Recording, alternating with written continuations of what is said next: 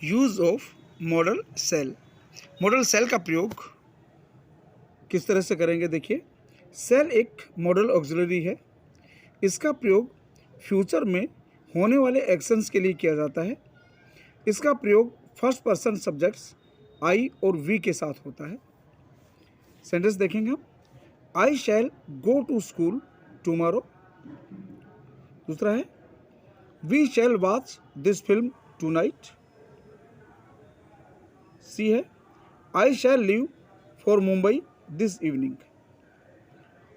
ये तीनों ही sentence future में होने वाले किसी एक्शन को व्यक्त करते हैं। इसलिए फ्यूचर में होने वाले किसी भी जनरल एक्शन के लिए, सामान्य एक्शन के लिए हम आई तथा वी के साथ मॉडल शैल का प्रयोग करेंगे। फ्यूचर में हमने देखा था कि विल का प्रयोग भी करते हैं। जब हमने विल मॉडल का प्रयोग आपको बताया था, विल का प्रयोग भी हम करते हैं। विल का प्रयोग हमने आपको बताया था कि विल का प्रयोग थर्ड पर्सन और सेकंड पर्सन प्रोनाउंस के साथ करते हैं। थर्ड पर्सन प्रोनाउन चाहे सिंगुलर हो चाहे प्लूरल हो, सभी के साथ हम विल का प्रयोग करेंगे और आई और वी के साथ सामान्य रूप से सेल का प्रयोग करेंगे। दूसरा, सेल का प्रयोग सब्जेक्ट से पहले करके सेंटेंस को इंट्रोगेटिव बनाते हैं।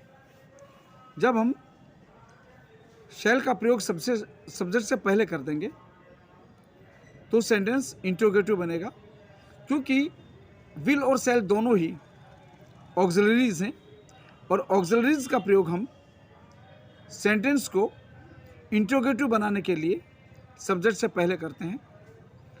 जैसे शैल आई फिनिश इट टुडे, यहाँ पर आई सब्जेक्ट है, उससे पहले शैल का प्रयोग हुआ है। Shall we not do our work in the evening. अगला, shall I not visit Agra next week. यहाँ पर नेक्स्ट वीक की बात हो रही है, फ्यूचर की बात हो रही है। यहाँ पर इंट्रोगेटिव बनाने के लिए हमने शैल का प्रयोग किया सब्जेक्ट आई के साथ। इस प्रकार हम देखते हैं कि सब्जेक्ट आई और वी के साथ इंट्रोगेटिव बनाने के लिए शैल का प्रयोग हम सब्जेक्ट से पहले ऑक्सिलरी के रूप में करते हैं। रूल नंबर 3 हम देखते हैं। शैल का प्रयोग सेकंड तथा थर्ड पर्सन सब्जेक्ट्स के साथ कमांड यानी ऑर्डर, आदेश, परमिशन, अनुमति, थ्रेट, धमकी, डिटर्मिनेशन, दृढ़ निश्चय या निश्चय और कंपल्शन को एक्सप्रेस करने के लिए किया जाता है। जैसे पहला हम देखते हैं कमांड। कमांड के लिए हम किस तरह से करेंगे, you shall do your work today. ये यहाँ पर ये ऑर्डर किया गया है, आदेश दिया गया है कि तुम्हें अपना काम आज करना ही पड़ेगा। You shall do your work today, तुम अपना काम आज करोगे, मीन्स ये ऑर्डर है, आपको तुमको ये काम आज करना ही पड़ेगा। ही शैल गो टू स्कूल इमीडिएटली, उसे तुरंत स्कूल जाना ही पड़ेगा। दे शैल फिनिश देयर वर्क टुमारो, उन्हें कल अपना कार्य कंप्लीट करना ही पड़ेगा। यहाँ पर कमांड है, आदेश दिया गया है और उस आदेश को करना ही है। Next, promise. जब कोई प्रोमिस किया जाता है तो सेकंड और थर्ड पर्सन प्रोनाउंस के साथ हम शैल का प्रयोग करते हैं। ये ध्यान रखने वाली बात है कि जब सेकंड और थर्ड पर्सन के साथ शैल का प्रयोग होगा तो वहाँ पर कुछ विशेष बातें होंगी।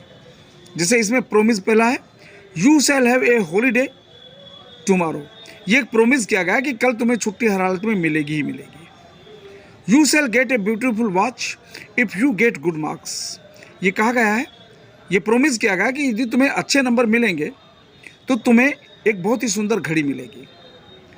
ही shall be awarded for his achievement, उसकी उपलब्धि के लिए उसे अवार्डेड किया जाएगा, उसे पुरस्कृत किया जाएगा, ये प्रोमिस है।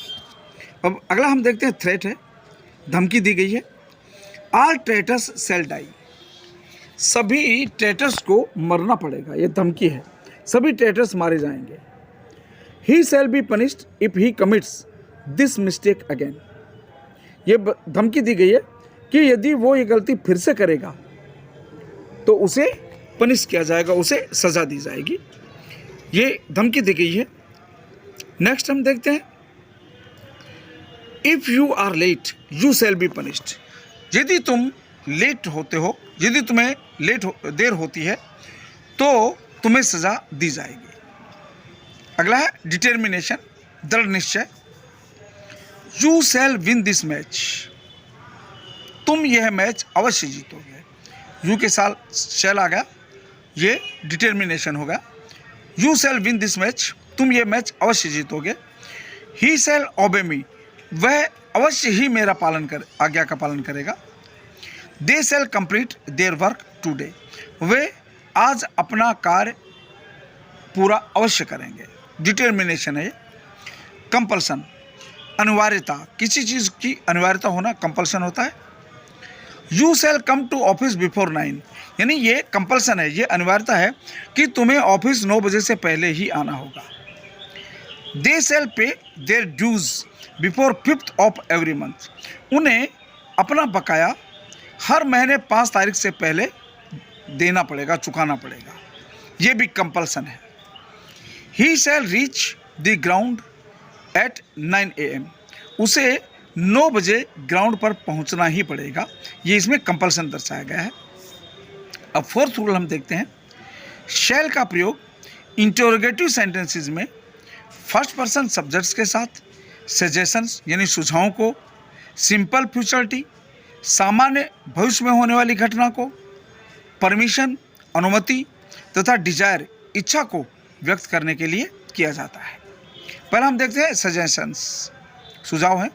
शैल आई ओपन द विंडो, क्या मैं खिड़की खोल दूं, ये सजेशन मांगा गया है। Shall we talk to the headmaster on this issue, क्या हम इस इश्यू पर हेडमास्टर से बात करें, ये एक सजेशन है। सभी यदि तैयार हों तो प्रधान अध्यापक से, हेडमास्टर से इस इश्यू पर बात की जाए। Shall I apply for this post, ये एक सजेशन मांगा गया है, क्या मैं इस पोस्ट के लिए अप्लाई करूं। इट मीन्स जब किसी भी बात के लिए कोई सजेशन मांगा जाएगा या कोई सजेशन दिया जाएगा तो उसके लिए हम आई और वी के साथ इंट्रोगेटिव में, इंट्रोगेटिव सेंटेंस बनेगा और इंट्रोगेटिव में आई और वी के साथ शैल का प्रयोग ही करेंगे। नेक्स्ट हम देखते हैं सिंपल फ्यूचरिटी, यानी सामान्य फ्यूचर में कोई बात हो रही हो। Shall we be wasting in despair, क्या हम निराश होकर अपना समय नष्ट कर रहे हैं, अपना जीवन नष्ट कर रहे हैं। Shall I be hoping for good future, क्या मुझे अच्छे भविष्य के लिए उम्मीद करनी चाहिए, या मैं अच्छे भविष्य के लिए उम्मीद करूं। ये फ्यूचर में यानी सिंपल फ्यूचरिटी को दर्शाने वाले ये शब्द हैं। इनमें सामान्य भविष्य में होने वाली घटना के बारे में बताया गया है। अब ये देखिए permission, shall I prepare tea, क्या मैं आपके लिए चाय तैयार करूं, ये परमिशन होगा। देखिए कंपल्शन और ये परमिशन में क्या अंतर होगा कि कंपल्शन होगा सिंपल सेंटेंस होगा, असर्टिव सेंटेंस होगा, और परमिशन इंट्रोगेटिव सेंटेंस होगा। Shall I sit here for a while, क्या मैं यहाँ पर थोड़ी देर के लिए बैठ जाऊँ। शैल वी गो आउट, क्या हम बाहर चलें, ये परमिशन है। डिजायर, इच्छा के लिए shall I do this work for you, क्या मैं तुम्हारे लिए काम करूं। Shall we leave you at your house, क्या हम तुम्हें तुम्हारे घर छोड़ दें, ये हमारी इच्छा है। ये परमिशन और इच्छा बहुत ही नज़दीक होती है। इस तरह से हमने इन सेंटेंसेस को देखा, इनको अच्छी तरह से आप नोट करें, सीखें